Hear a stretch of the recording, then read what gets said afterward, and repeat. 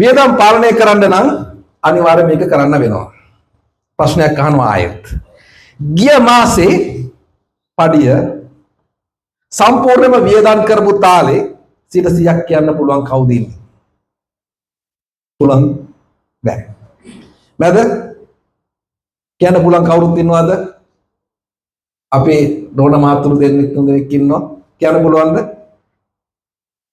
කියන්න පුළුවන් නම් ඉතාමත්ම හොඳයි. 99කට කියන්න බෑ. ඇයි? මතක නැහැ.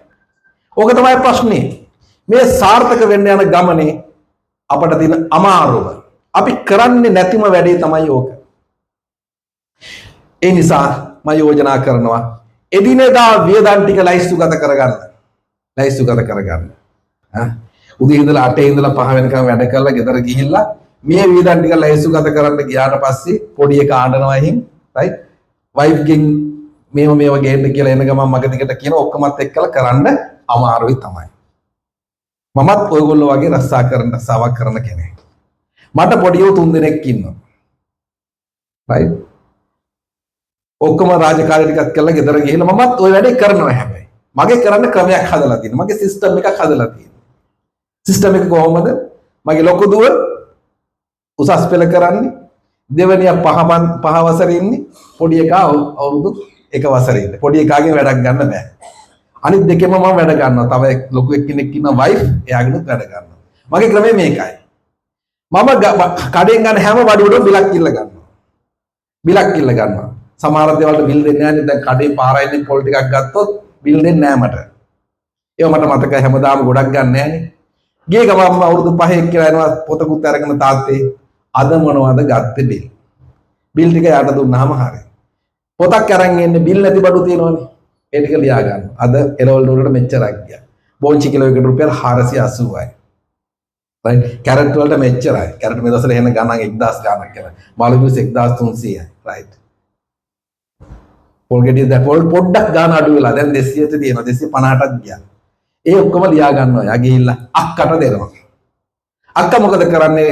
එයාගේ මේ සුදු තිය ලැප් එකේ මේ ටික ඔක්කොම එන්ටර් කරනවා. වයිෆුයි මායි මාසෙ අන්තිමට බලන්න. ඔක තමයි මගේ ක්‍රමය. ඉතින් ඔයාටත් එහෙම ඉන්නවනම් ගෙදර කවුරු හරි ඉන්නවනම් වැඩේ සෙට් කරගන්න. එහෙම නැත්නම් ස්මාර්ට්ෆෝන් වල ඇප්ස් තියෙනවා. ඇප් එකක් දාගෙන බලන්න. මාසෙ ඉවරලා මේ ටික අනිවාර්යයෙන්ම බලන්න. ඔයාට හම්බ වෙයි වියදම් තේරුමක් නැති වියදම් හම්බ වෙයි. ඔයාට හම්බ වෙයි සමහරකට හෝල්ට් එකකින් නැති රටකජු කොටුව හැමදාම රටකජු මල්ලක් අරගෙන 180ක් දීලා රටකජු ඩෑම් 100ක් අරන් යති. ඒක අත්‍යවශ්‍ය නෑනේ. ඉතුරු වෙන්නේම නැත්නම් ඒක කපලා දාන්න. හැමදාම සමහරක් කට්ටියට කැමවේලකට පස්සේ කරට් එකක් ඕන වෙනවා ඇති. තුනයින් කරලා දාන්න ඉතුරු කරන්න පුළුවන්. රයිට්. ඔයාලට පොඩි දුරක් තියෙන ගෙදර ඉඳලා වැඩ ස්ටේෂන් එකට යන්න. ඒක ත්‍රී වීලර් යනවනේ ඒකම නතර කරගන්න දවසක කීපක පොඩි කාලයකට. ඔයා දඩකොළ කොච්චර ලියලාද ඉර කපලා ගිහිල්ලා. ඔය වේගෙන් ගියයි කියලා විනාඩි පැය ගණන් ඉතුරු කරන්න හම්බ වෙන උපරිම විනාඩි 2-3ක් ඉතුරු වෙයි. ක්‍රෙඩිට් කාඩ් එකට කොච්චර ලේට් පේමන්ට් ෆීස් ගෙවලාද? දඩ කොච්චර ගෙවලාද දඩ මුදල්? ඔය ටික බලකොට අනන්ත අප්‍රමාණ ටිකක් ඉතුරු කරගන්න පුළුවන් වෙයි. ඕක බලන්න නම් ඕක සාරාංශයක් වාගාව තියෙන්නම වෙනවා.